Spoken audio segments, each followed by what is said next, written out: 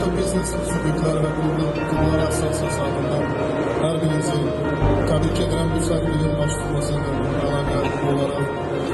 Bu mövzuda olan sərgilərin daha digər ölkələrdə də, məsələn, Özbekistan, Qazaxıstan, Qırğızstanda keçirilməsini biz bunun aydın tanımdan gözləyirik. Və burada biz Konya olan bugünkü tədbirin tərəfdaşıyıq.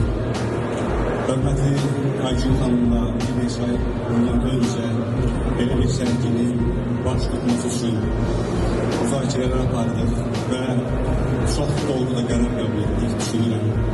Bugün biz ikinci Türk dövlətləri investisiya və ticarət sərgisi və forumuna yığışmışıq. Kopsk olaraq biz burada öz üzvlərimizi dəvət eləmişik. 100-ə yaxın bizim üzvlərimiz var.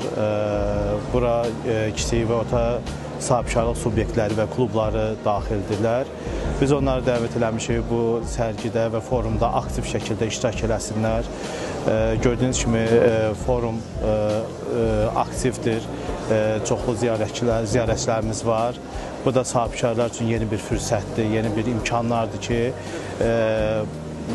Türk dövlətlərindən gələn müxtəlif şirkətlərlə əməkdaşlıq qursunlar.